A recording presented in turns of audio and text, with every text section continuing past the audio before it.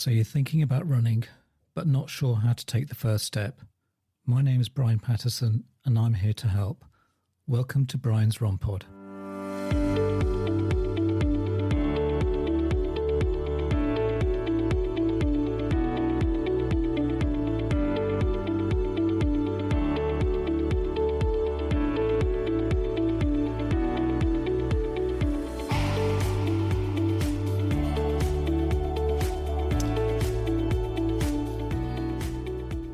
Welcome back to Ryan's ROMpod, and today we have another special guest, and I'm really excited to have with us Lucy Tomlinson, who is the Pilates teacher and founder of Welcome Pilates.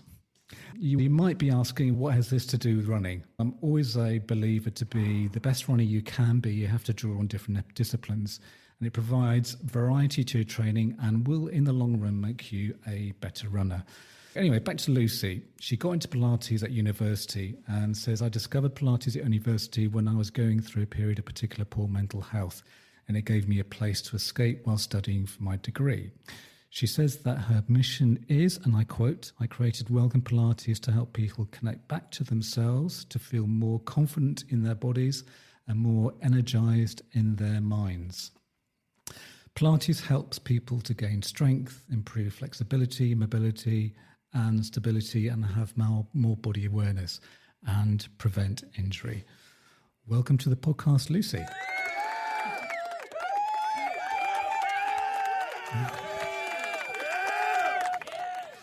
Enough of that. Anyway, over to you, Lucy. So anyway, how are you today? I'm good, yeah. Thank you so much for having me on your podcast. Great. So you said you discovered it at university. Were you always quite an active person anyway? Fairly active. I went to school locally around here actually, so I was at Waldegrave. So they are quite big on sport, but I was never that much of a team sportswoman, I should say. Yeah. I really liked athletics, but I was awful at netball and hockey. So actually for me, discovering Pilates was quite a good thing because I found something that I actually really enjoyed for me. You mentioned in your intro that I was going through a bit of a poor mental health spot, and I had been using exercise as more of a punishing thing rather than for good. Oh, right. So okay. It was really good for me to find Pilates because, like I said, I'd been using it in quite a negative, unhealthy way, and it showed me that you can still exercise and in a better way, basically. That was a really positive thing. Oh, okay. Did anyone in particular said, why don't you try that? Was there anyone there, or was it just something you just either came across? It was just something I came across. I had always heard of Pilates, but I didn't really know what it was. And then I was a member of a gym. I went to Plymouth University and I was a member of the gym there. And it was a great package. You had all classes included it can't have been very expensive. But so I discovered it there, started going to classes, and my teacher at the time was amazing. She actually was also called Lucy. Oh, right. So I was very inspired by her. But she was great, and I was going 2 to 3 times a week, trying to get all my friends to come along. Some of them did, but no one seemed to really get the buzz. Get the bug. Yeah, the bug, exactly. Get the bug. So was there an inflection point where, big word there, but basically where you felt your well-being, your mental health had improved because of, and then you thought, maybe this is something I could do or I could run with? Yeah, Lucy, the teacher at the time, she strongly encouraged me. I think I was going so much. She thought, you're obviously enjoying this. Do you think you would want to do it yourself?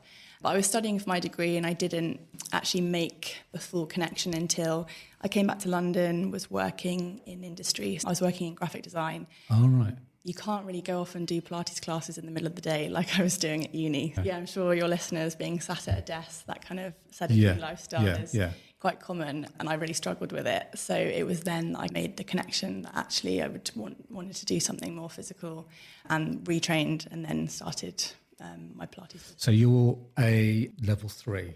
Level 3 mat work, as well as reformer. So I'm trained in the reformer as well, which is one of the key machine. Yeah, we'll talk about that later because I as I told you when we were communicating, I'm a complete, I really don't know, idiot in terms of, you are talking about, this is the idiot's guide to Pilates. That's right, that's fine. Okay, so you discovered Pilates at university. and then you went into industry, and I take it you studied graphic design at university, is that right? That's right, yeah. Okay.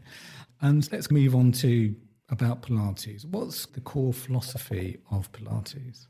So Pilates, generally, I often get asked, what is Pilates? I think there's quite a lot of misconceptions around it. A lot of people ask me if it's the same as yoga, and there definitely are similarities. So obviously you're based on the mat, which you are in yoga, but as I mentioned just a moment ago, there are machines as well. So like you said, we can go into that in a bit of detail later, but there are similarities with yoga. I think the easiest way to distinguish it from yoga is that yoga is more about stillness, doing poses. Pilates is more about flowing movements and moving from one exercise into the next, and it's more about the mobility aspect of it. So that's the real difference. Also, yoga is much older than Pilates and was used to do before prayer, which hence the stillness, whereas Pilates was created by a man in the early 20th century. Okay. So Joseph Pilates, where the name... Oh, I see. Okay. He didn't call it after himself. He's an interesting man, but he didn't actually call it after himself. He originally called it chronontology. So that's the control element, because it is a lot about control and, really being in control of your body. But it was later changed to being called Pilates once he died.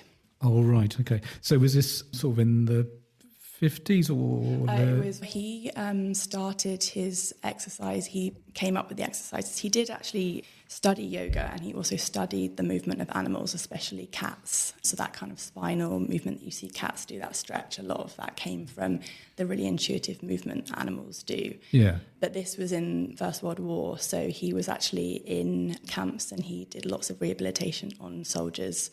Seriously injured soldiers, which is where he got his idea for the springs of the reformers. So he used the springs from the beds. Oh, so even the reformers go back then. Yeah, so the original beds are really it was very innovative for his time. He was really ahead of the curve. Oh, okay. And was it all about because I know, I've always thought that core strength was a recent thing, but that even then, he focused on that. He really had the idea. So before he was in the camps, he was a martial artist and a circus performer, and he did lots of boxing, and that was all because he was a very sickly child. So he had lots of different ailments, which made him his focus of his life. Overcoming those, and he found that physical exercise really was the thing that helped him. Okay, yeah, because that's interesting. One of the athletes that I interviewed, Stuart Hayes, he was hyperactive, and the only thing they felt his parents felt they could do was to take him swimming or to do lots of physical activity because he was very hyperactive and to get rid of that excess energy. Yeah. But anyway, that's probably similar though. Probably a similar thing.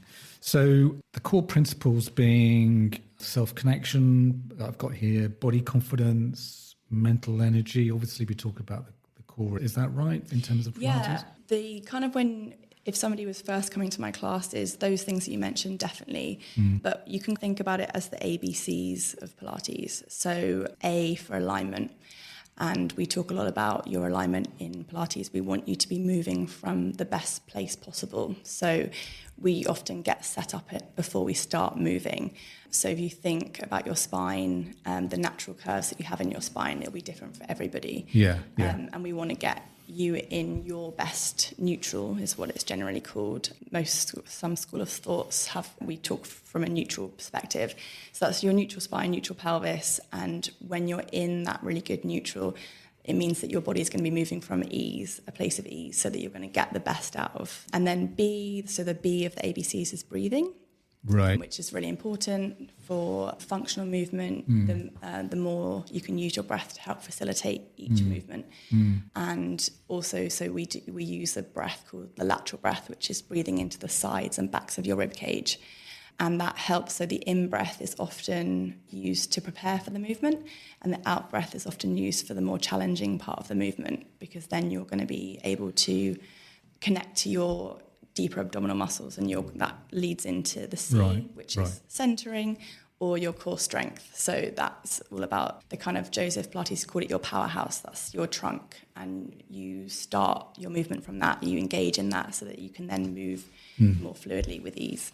I think we're going to be coming to that in terms of later on, in terms of the Q&A, but that's quite a lot too, because let's say if someone who's new to Pilates and they come along, to take in all that, how do you overcome that? You've got to breathe in this way and that way. How do you approach that? Someone who's really new, let's say I come to your class. Yeah, I'd love you to come. But the best thing I say, especially with the breathing, because often people do get quite focused on it and they worry they're not breathing or they forget to breathe. Yeah. I always just say when you're new, as long as you're breathing, it's fine. So I always remind people in class, you can see it happening when we're doing something, even if it's not a particularly challenging exercise, but people start to focus and concentrate and then they stop breathing. And obviously we need breath for life. Of course. So I'm always saying, make sure we're breathing, don't forget to breathe. And it can become quite humorous because people think, oh yeah, I'm not breathing. But so I always just say, as long as you're breathing, it's fine. And the breaths will come later. So people think, oh, you have to breathe in at this part, you have to breathe out another part. You don't. There's definitely certain exercises that it helps the exercise to breathe in or out at a certain point. But as long as you're breathing, that's the main thing when you first start. Okay. And then no doubt later on, you kind of get the hang of it. It becomes second nature. And I remember when I first started even having those thoughts myself, and then one day it just clicks and I thought, oh, I'm not thinking so much about those things anymore. They just become second nature. So you said alignment, so breath, and is there a C? The C is centering, which can be known as core strength. So a lot of people come to Pilates wanting this core strength thing, which again is quite an elusive term, but again it goes hand in hand with the breath, the core strength element. Oh, okay. So, and do you see that? I mean, we touched on it earlier in terms of kind of that mental health aspect of it. How long have you had your company? Have you seen, the benefits that other people have had through that kind of the mental health aspect of it? Yeah, definitely. I think I have been running my business since 2018. Oh, right. Well done. I was originally Pilates with Lucy. Yeah. There's quite a lot of Pilates with Brian or Pilates Okay. Lucy and I. So then I changed the name to Welcome Pilates actually in 2021, so middle of COVID times. And it really was during COVID we went online and did all the classes online.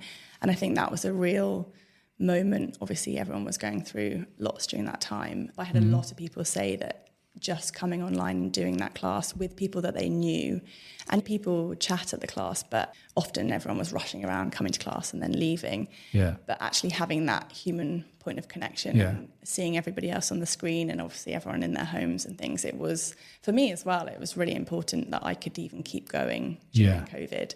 And actually it showed me how I could work in a completely different way. So I do still run 4 online classes a week, which is nice because I was living in a different part of London and I've still kept some of those members because they still come online. Okay. So do you have a studio at home or no? Not a studio at home. I rent a space and hold classes there, which are in Twickenham. But yeah, doing a combo of both is quite nice that you can see people online and then also have people come in person. Oh, okay. So is that you do it at our church? Yes, the Holy Trinity Church. Holy Trinity, yeah. In fact, I know because I've seen one of your pictures on Facebook, and I know a couple of people. And Amazing. Oh, you have to tell me after. So that was quite good to keep the business running through COVID, and also to come out the other end. Exactly. Because obviously there've been casualties in terms of businesses, but that was quite good. Yeah, it was definitely something I'd never considered teaching online. When I did my training, it wasn't really a thing. Whereas now it's much bigger and there's definitely benefits to it. Obviously you can join from anywhere that you are in the world, time difference factoring in. But the thing about the in-person is that I can really get my hands on people and offer those corrections. I think with online, the beauty that I had is that I'd already taught a lot of those people in person. So I knew their bodies quite well and they knew me.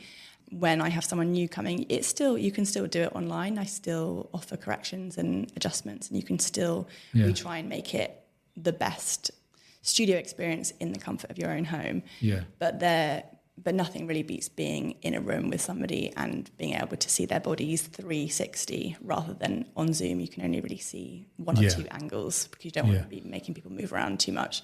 But it does work very well, and it's nice to have both options. So do you, just getting back to, I know this is a running podcast, but whatever, but do you, what kind of reasons do you get people who have done other forms of physical exercise? Do they come to you to say, I really struggle because, I don't know, I'm a cyclist or I'm a runner or I do this or that, and I really need to have these different things to help me? Yeah, definitely. A lot of people come to Pilates, they've been told to do it because they've had some kind of injury or back pain. But in terms of cyclists, runners, I think you're a runner as well. You probably know the tight hamstrings, maybe sore hips, sore knees, sore ankles. Hips, definitely. Hips, yes. That kind of thing.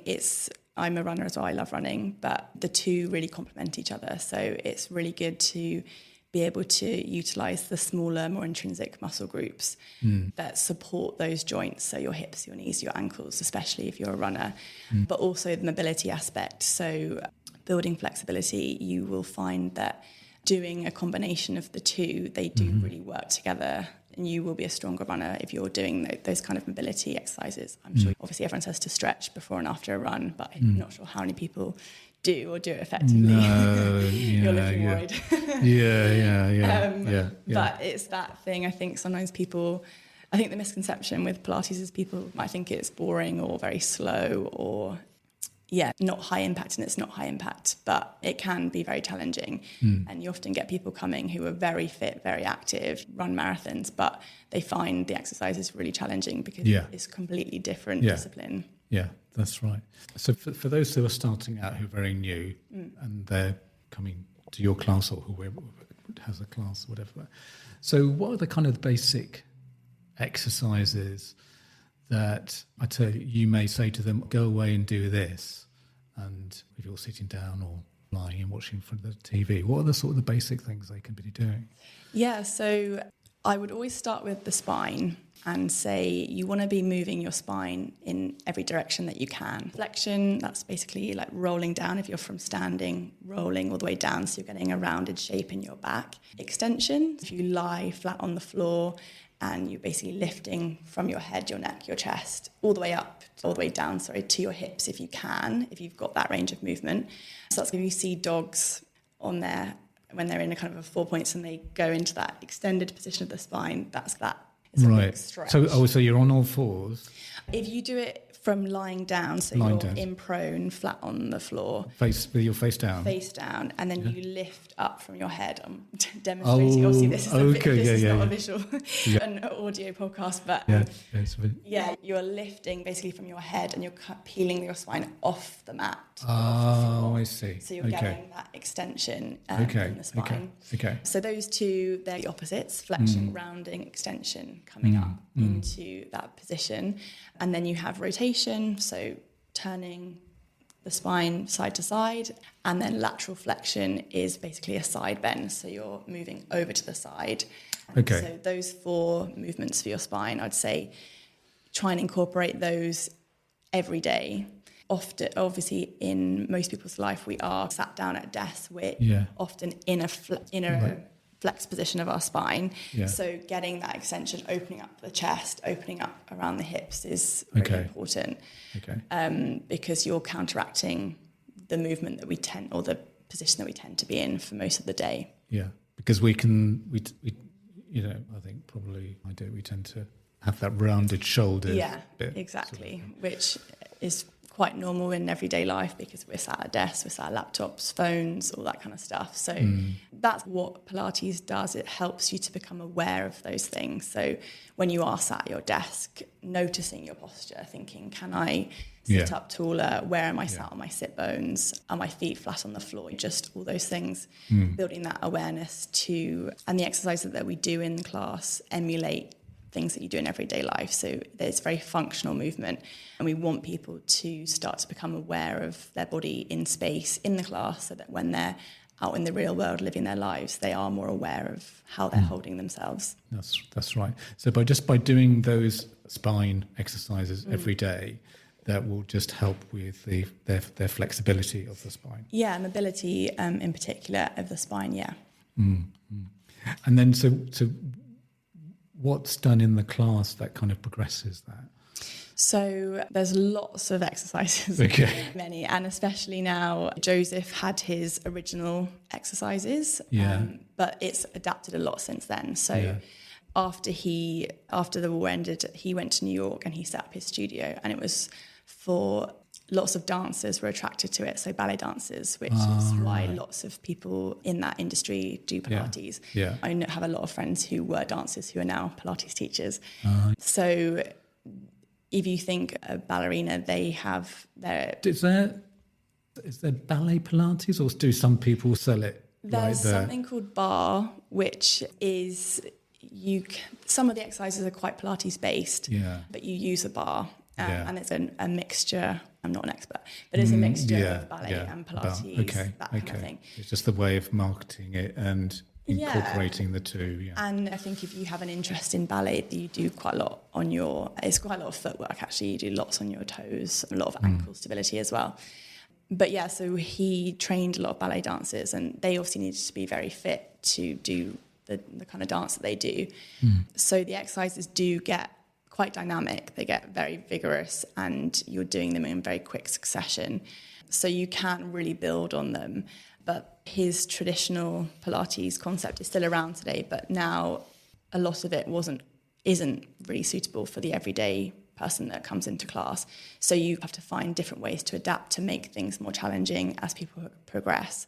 And people do find even just doing 1 hour class a week that you do progress quite quickly, which is great because people then start to feel more confident in their body, and they start to think, oh, I wasn't doing this a couple of weeks ago and now I can do that, and now how can we progress it? So it's always very encouraging when someone comes and says, oh, I can do that thing now that I couldn't do, or I notice it and tell them, and they, oh yeah, I couldn't do that a month ago. All right, okay.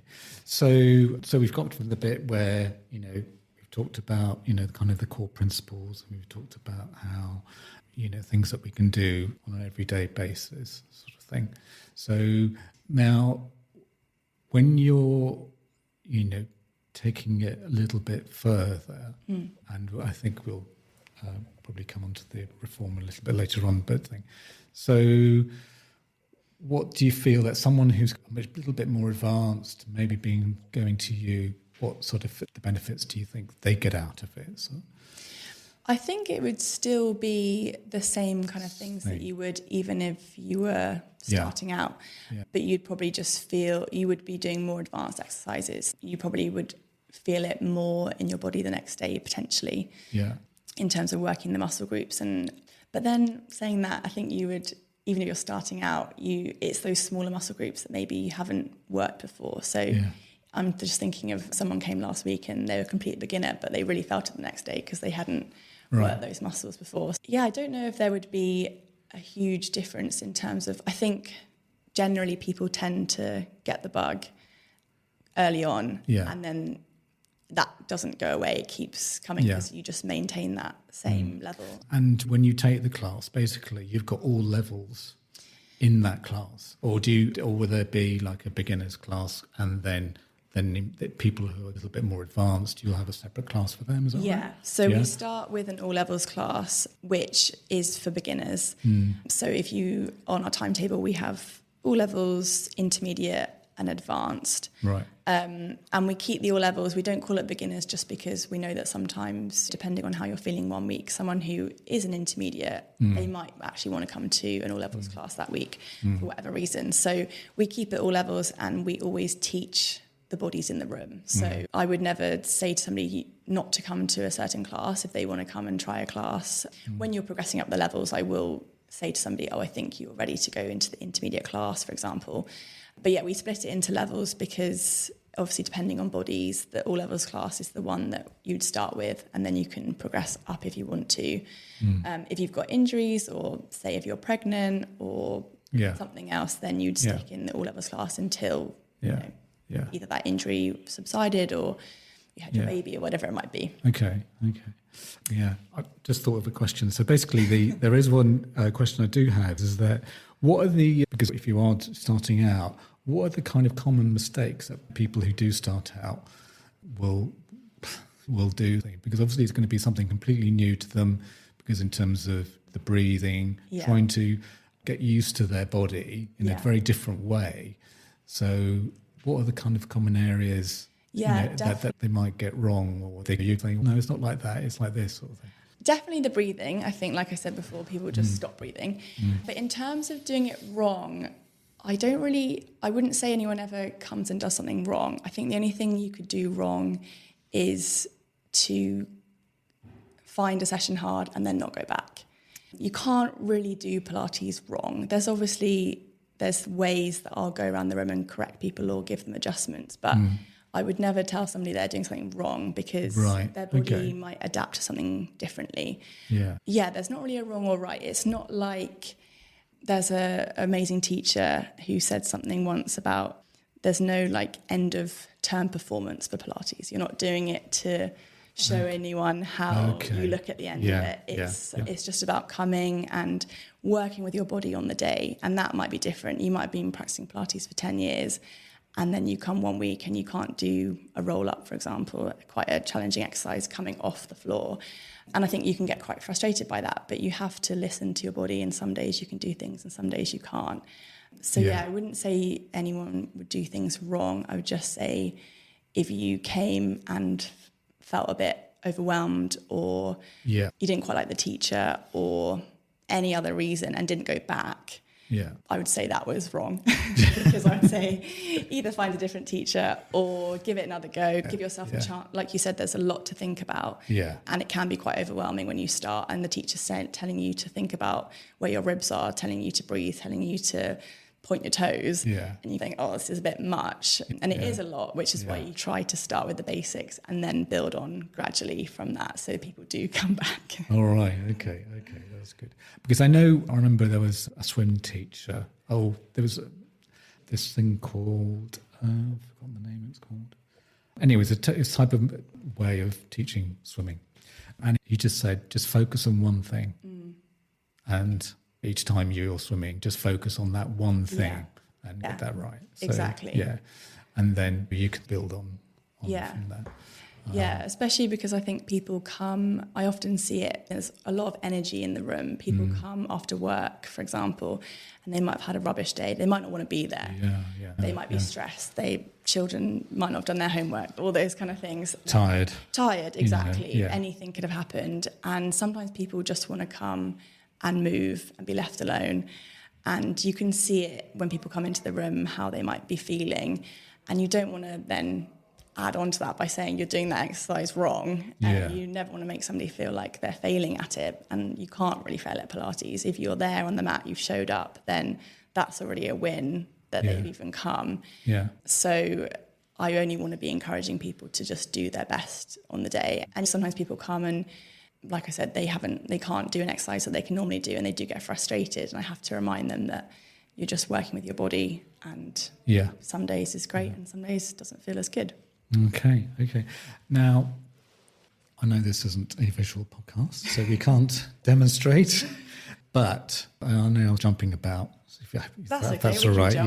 We can jump about. So basically, so you talked about that kind of getting your spine and whatever. But if I wanted something that's, say, just to improve my core strength, and whatever, as a beginner, because I know for runners that's quite a key thing. Yeah, definitely. As well as the stretching, as you said. But what would be good to start off with? Oh, okay. There's obviously lots of exercises. The thing is with Pilates is almost all of them will be using your core. So you use your core even just to stand up. Use your core to sit, just to be sitting up. But for those kind of ones, if people want to feel that, there's a few exercises in particular that spring to mind. So there's the exercise called the 100, which if anyone listening has done Pilates, they probably have done the 100 at some point. You're essentially in a curl up, which is like a low sit up. So your shoulders are lifted off the mat. Your legs are either lifted and bent, or they can be extended out if you want to make it more challenging. Right. And you want to really feel that deep abdominal work coming in. So we talk a lot about the pelvic floor in Pilates, and it's that zipping up sensation in those deeper abdominal muscles. So you're feeling that your body is held in space, and then you're simply, and I say simply because it's not simple, but you're simply beating the arms vigorously, 100 counts basically. So you breathe in through your nose for the count of 5, you breathe out through your mouth for the count of 5, and you do that 100 times with your legs in that same position, in your upper back being curled off the floor. So you're like in a V shape, is that right? So if you think your ribs will still be on the floor, your pelvis will still be on the floor, so it's just the upper back, but your legs are in their part of the V, but then it's just your head and shoulders lifted off. The thing that does tend to go wrong, if we're going to use that word in the exercise, is that people feel it in their neck, so their head starts to drop back with gravity. So it's trying to engage enough to keep your shoulders lifted off the floor, and you're getting actually that flex position of your shoulders. They're rounding forwards, and you're really reaching out long through your arms and your fingertips. And that powerhouse that I mentioned earlier is that really feeling the whole body working together in this quite challenging exercise. So there's that one, and there's another one, or you can do what's called a series of 5. So there's 5 exercises which all start in that similar position with your shoulders lifted. The 100 is quite a static movement. The only thing you're moving is your arms, whereas the single leg stretch, double leg stretch, crisscross, and there's 2 others. Those ones are more flowing, so you're moving your arms and legs at the same time, and it's a lot of coordination as well. So that's where the real mind to muscle element comes in. So you're really thinking about which parts of your body are moving, which parts are staying stable. And that's what's going to really, you're going to get that feeling in your abdominals and your core. So we could always include links in the show notes. To some... and so you can either look on YouTube, because I've heard of the hundreds before. To look afterwards. At. You might need an ambulance outside. I'll look after you. But yes, it was. Okay, we'll look at those, and those are good ones. Let's say to start off with. Yeah, definitely. Even the curl up with your feet on the floor, you're still going to be engaging into your core. So the feet are on the floor, but you're curling up. Upper back curling up. You can, do that. You can do the 100 with the feet down as well. That's what you'd start with, and then you can build up. That's a good example of how you can build up the exercises to make them more challenging. Great. And then in terms of I have hip problems, and also I remember I did see, I'm sure other people who are listening will have other issues, but gluteus medius issues, and they got me to do a few things. Is there anything? Physio. I do go to physio stuff like that. So is there anything specifically for the hips? Lots of stuff for the hips as well. We do really nice exercises lying on our side.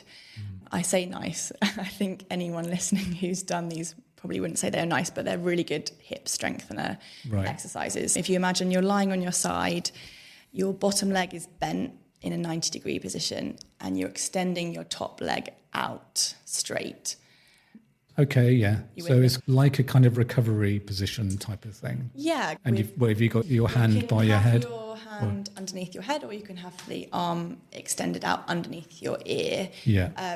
Again, if I was with you, I'd be getting you in a really good alignment position. This is one of the ones where it's quite crucial where your hips are in space, because if they're even a fraction too far back behind you, you're going to feel it completely differently. So this is one of the ones where I'll teach it, and I'll go around and I'll move somebody's hip forwards a little bit, and they'll go, and they suddenly start to feel it in their glutes much more. Or the side of the leg. So there's lots of variations of that exercise you can do. Have you heard of oysters or clams? No. That's one. So both of your legs are bent, feet together, and you're effectively opening from your thigh bone, so the knee lifts up. So it's like a clam shell or an oyster shell opening, and then you close the leg down. You can do it with a band wrapped around your thigh as well. To increase the resistance. So you get a little bit of resistance. But even that's a good one for the mind to muscle thing. If you can flap your leg around as much as you like and not feel anything. But if you're really engaging and focusing on what you're moving and why you're moving it and keeping your pelvis stable, you're really going to notice the difference in that exercise. I think that's one of the misconceptions. People think Pilates is easy. if you watch someone doing it, you might not think it looks like much, and then you get on the mat and do it yourself, and then you start to actually feel it in your body. So those ones definitely in that side lying position. I've had some runners in my class who it's a love-hate one. They like it because they know it's good for them, but especially if your hips are tight, it can be a bit nasty. All right. So that's the clam. The clams, and just any side lying leg work. Again, I can give you some links to these if that's useful. Great. Yeah. No, it is definitely be useful. And also in terms of, let's say, tight hamstrings, are there anything for that? Yeah, so we do quite a simple hamstring stretch, lying down on the floor. Again, you can use a band.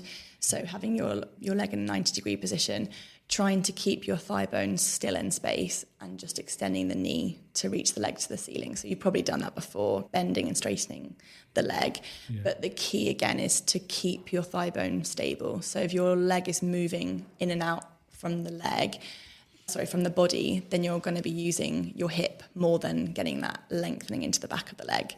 So again, it's just that really building awareness of what's actually moving, what you want to be getting out of the exercise, rather than just moving the leg and hoping for the best. Yeah, so repeat that again. So you're lying down on your back. Yeah. You can have one leg, just the foot on the floor, bring your other leg up. We call it a single knee fold. Yeah. And your thigh bone, if you think, is perpendicular to the floor. Yeah. And your knee is in a right angle. And then you extend from the leg up and then come down. So extending the back of the knee. And you can wrap a band around your foot, again, to get a little bit of resistance and really think pushing up into the band. And that's one of the ones, even if you're not using a band, but you flex your ankle and pull your toes down towards your face, you're going to feel it much more into the back of the leg as well. And that's one we often do in class. And I'll say, how are everyone's hamstrings feeling? And it's always the same answer. Tight. So even if you're not a runner, I think lots of people would have quite tight hams. Yeah, because I think with running, you do put your body through quite a lot of stress. Yeah. And it, shortens. Because I know when I was trying to do more swimming and whatever, I had really bad ankle flexibility. And a lot of people said, "Oh, that's because you were running." Because you tend to not get that flexibility, whereas you need to have that ankle flexibility if you want to swim, do a proper kick, or that kind of thing. Yeah, definitely. So, again, it's a bit like what I said about the spine, moving it in all directions. You want to move your joints in the directions that they can go in.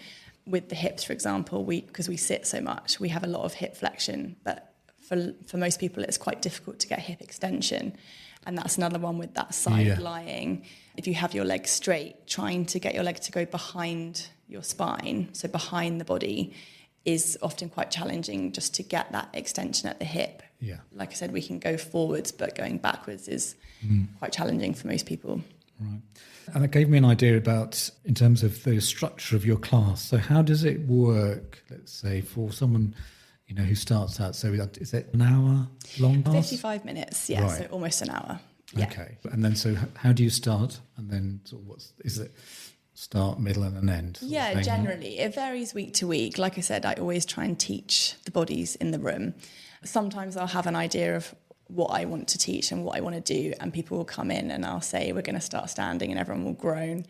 And so we end up lying down and starting lying down. So I try to match the energy. And sometimes I'll say, no, we are going to start standing. That's what we've planned. But what do you mean start standing? So everyone's got their mat, and there's various start positions. So generally we've got standing. So you'd start from a standing position, feet hip distance, finding a neutral spine, and then you start to move from there. Yeah. Or you might start the class lying down. So again, you take a moment to find your neutral spine lying on the floor. Yeah. You can start from 4-point kneeling.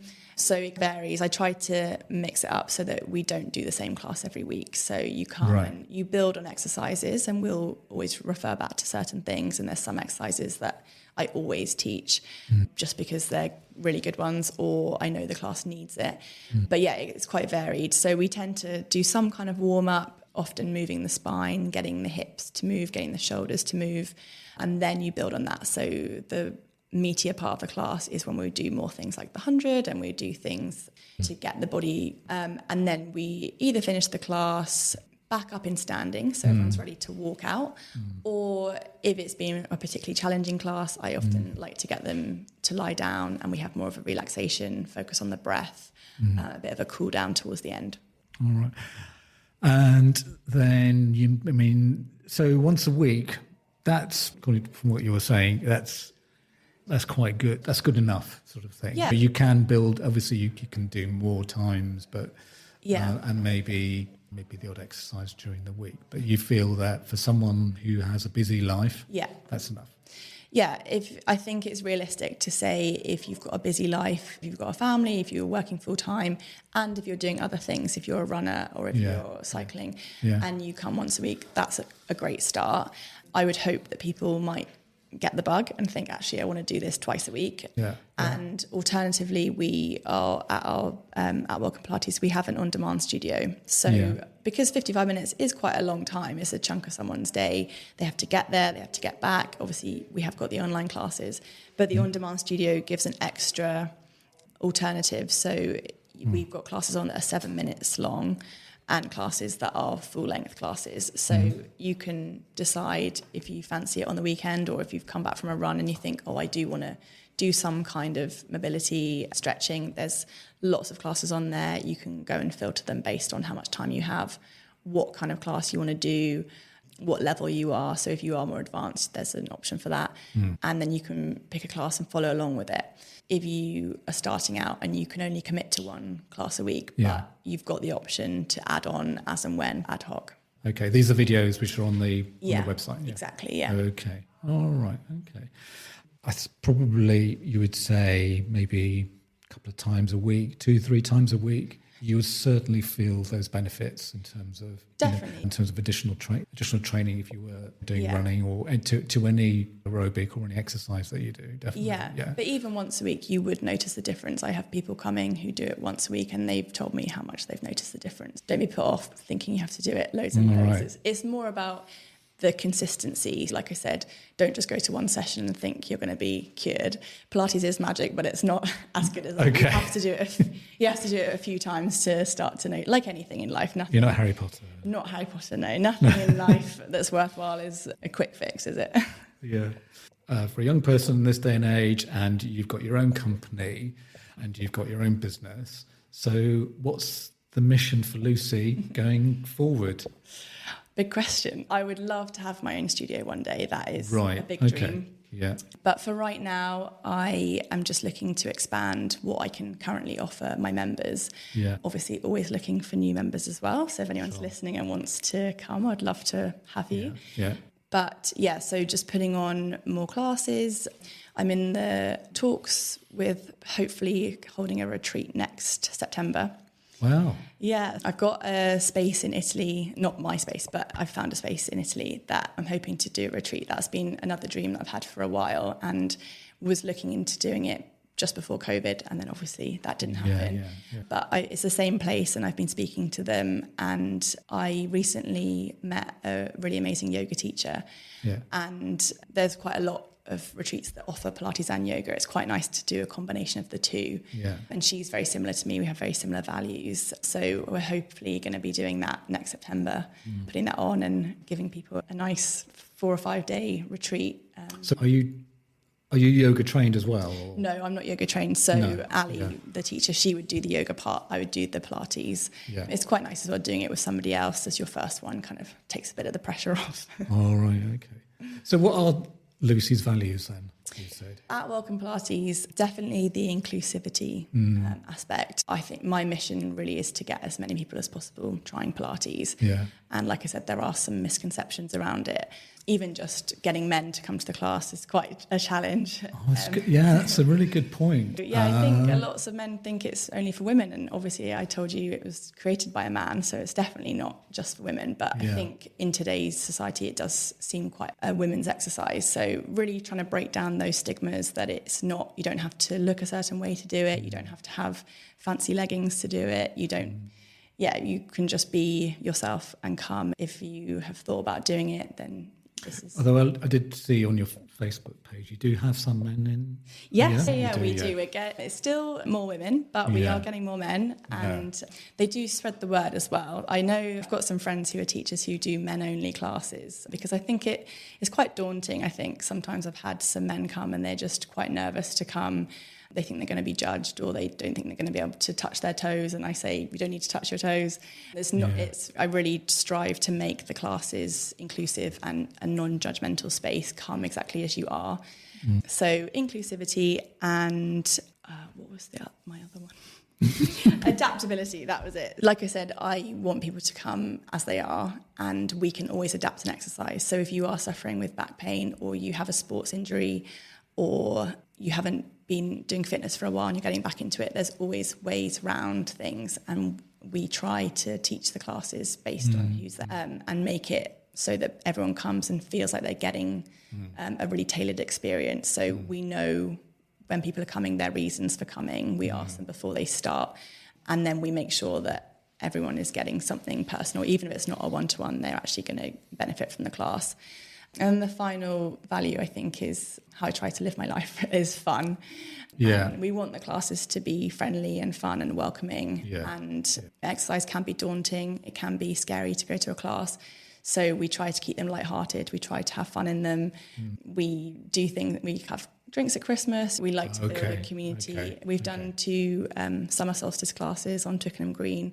The weather's always held out, which has been great. Yeah, I did see that. I did see that on the Facebook page by the pavilion. Yeah, exactly. So we did that this year and the year before, and have a picnic after. And it's just nice for the members to meet each other. Obviously, there's a few classes, so you don't always cross over with everyone.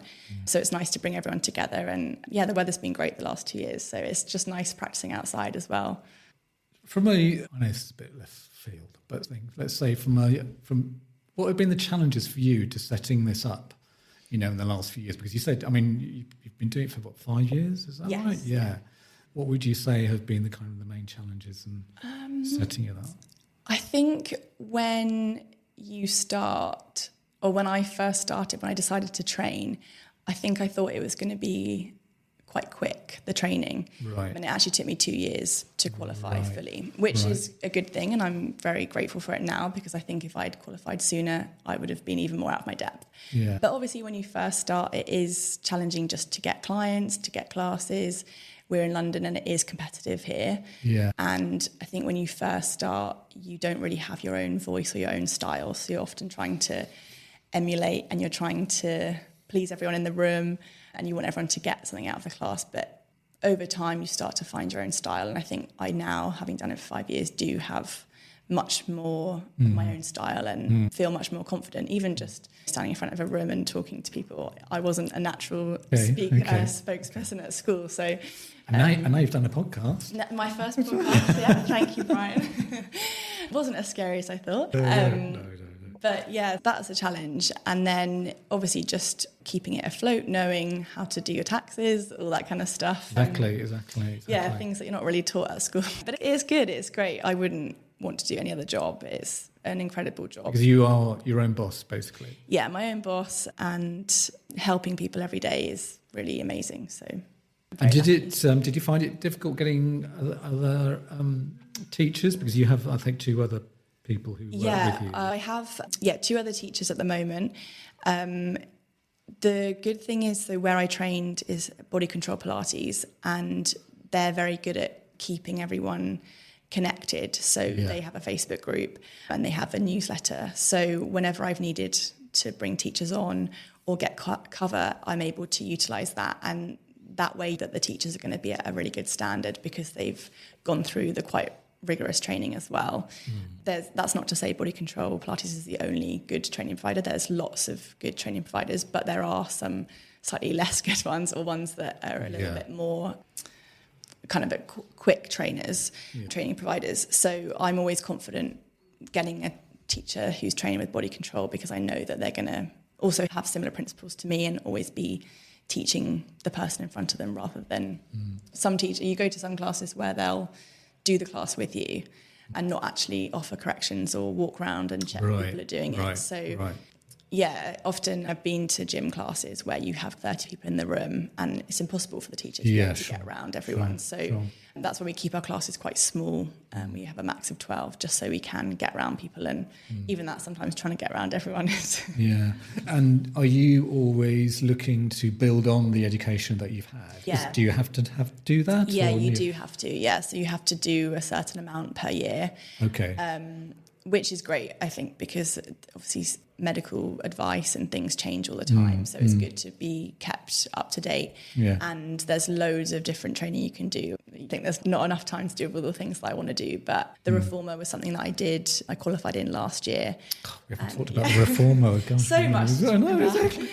Okay, but yeah, so that was really good and also it's always good to go back to kind of where it all started and be back there, and the trainers there are incredible and they're so generous with their knowledge. Yeah.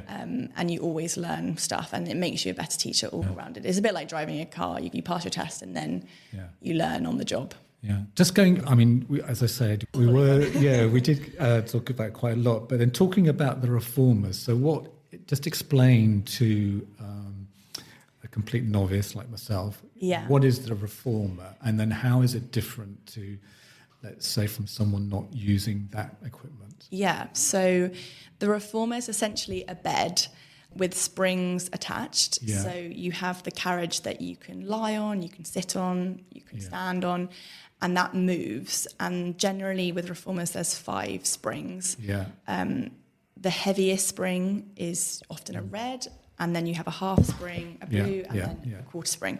So the spring tension you can get whatever you need to out of the exercise and alter that depending on what you want to get out of the exercise and the body that you're the person you're working with. So again, I think people think, oh, you're going to put it on the heaviest setting, that's going to be the hardest. It would be really hard. But actually putting on the lighter setting can make it much more challenging. Okay. So essentially you can do the mat work exercises on the reformer to make them more challenging or to make them easier for certain people. The reformer is really good for rehabilitation. So if you've had injuries, it's raised off the floor, so it's much easier to get on and off. So especially for older people, it's a really good way of getting them into doing Pilates. You also have pulleys, so you can do things like your curl up, but with the added resistance of the springs. So it's essentially Pilates with the resistance as well. Okay. And would you say that it makes Pilates, or what would you say, you're trying to make it for someone who's more advanced would use the reformer, or is it something that you can get away with doing Pilates by just not using the reformer at all? Definitely. But it's not something that you feel that is, because it's a piece of equipment, that it's felt is it something for someone who's done Pilates for a while? No, it's not. Like I said, you can advance the exercises on it, and if somebody wanted to add that resistance and they said, I've been doing Pilates for however long and I want to add this on, then definitely you can get that. But like I said, it can also be for rehabilitation, so it can make some of the exercises more accessible for people. It's a very versatile machine, and it's growing in popularity, especially has done in the last few years. So lots of reformer studios are opening up, and it is a great piece of equipment. Yeah, I would say definitely try it if you've done Pilates, but you don't have to do it. You don't have to. You can get, I think my point is that you can get just as much out of Pilates by just not doing it and using the mat work. Exactly. And the thing is, reformer is often much more expensive than the mat work. So mat work is much more accessible for most people, and you can do mat work at home. If you have a few £1,000s to spend on a reformer to do it at home, then by all means. But most people, I don't think, do, or the space for them. Right. Now, seeing as I can't believe it, we've just done an hour. But for the first time on Brian's Run Pod, we're going to do a Q&A session. And it's a big shout out to my sister, Irene O'Connell. And so she asks, when doing Pilates exercise, when do you inhale and exhale? And I think you maybe touched on that earlier on. Yes. So generally you would inhale to prepare for an exercise. Yeah. And generally you exhale on the harder part of the exercise. Right. And that's to do with your alignment and the breath and your centering, So as you breathe out, you're increasing that intra-abdominal pressure, and that's going to mean that your core is more switched on, ready to take the load of, say, your legs moving away from your body. So that's general. And like I said, as long as you're breathing, it's fine. Yeah. And then she asked, can she recommend any good exercises for flabby upper arms? I've had that one before. You have heard that one before? I have had that one before. Yeah, I think I would always ask why somebody is worried about that. I do understand as a woman, you have those certain pressures, but things like tricep presses, it's going to help to strengthen and tone. Unfortunately, as we get older, there's some areas of the body which, even like men, it's around. Exactly, yeah. And the abdominals, that's right. Yeah, so I would say you want to build confidence in your body so that you feel better. But I think tricep presses if she wants to, giving them a go. Yeah. And then the final one is, and I think it's quite a good question, is that she did say Pilates exercise is beneficial for a sore lower back. Yeah, that's another big one. People tend to come to class having suffered from lower back pain. So like I said, moving your spine in all directions is really important. Things like, one of my favourite exercises is the spine curl. So lying on the floor with your knees bent, and you want to make sure they're a comfortable distance from your sit bones. And then you're going to roll your pelvis towards your head, slowly wheel your spine up to about the tips of the shoulders. And then as you come down, it's the same thing. You want to try and bring every single bone down one at a time. So you're getting a massage for the spine. You can even just do it the lower part. So if it's really your lower back that's suffering, getting the lower part of your spine to mobilize and doing it gently, recruiting your abdominals to come up and come down. And again, using that breath. So using the out breath to lift the spine up. Breathing. So you're lying you're lying on the floor with your legs bent. And then you're bringing the leg. Not your legs. So you roll your pelvis. So you'll feel your lower back press into the floor. And then you start to lift the hips and then lift each bone off. So you're in a bridge position. Okay. And then you roll the spine back down from the top all the way to the bottom, come back to neutral. So that one is really nice. And also hip rolls. So you can have the feet together. You can have the feet wide, same position as we just had. And think about your hips rolling to one side. You want to keep your shoulders glued to the floor so that you get that rotation in your lower spine. And then use the abdominals to come back and obviously do both sides. Links in the show notes. Links in the show notes, exactly. Great. And I can show you. Yeah. Anyway, I think honestly, if you're not convinced about going to Pilates classes, you never will be after this. But no, it's been wonderful talking to you, Lucy. What I'd just like to ask you, is there any links, social media links, or anything you'd like to add? Yeah, thank you so much for having me. I've really enjoyed this. Oh, good. But yeah, so we're welcome.pilates on Instagram. We offer your first class free. So if anyone's in the area, or if you want to try an online class, then if you go to our website, welcomepilates.com, there's no dot in the middle of that one. You can sign up for a free class. There's no obligation. Once you've done that, you can come and try us out, see if we're a good fit. And we're on Facebook as well, Welcome Pilates, and I think that's it really. But it's been lovely to speak to you. Oh, great. And just in general, just give Pilates a go wherever you are in the world. Yeah, exactly. And I would say, if you go to a class and it's not quite for you, try a different teacher, because there are lots of styles of Pilates. So my mission to get everyone to give it a go is great. Okay. Helps the masses. All right. Thank you very much. Thanks so much. And that's a wrap for another exhilarating episode of Brian's Run Pod. Thanks for tuning in, folks. As always, we've got you back with all things running. And next week, get ready for some more awesome beginner hints and tips to kickstart your running journey. Don't forget, you can now send me a message. Yep, you heard it right. Brian's Run Pod has now become interactive with the audience. If you look at the top of the episode description, tap on Send Us a Text Message. You can now tell me what you think of the episode, or alternatively, what you would like covered. If you're lucky, I might even read them out on the podcast.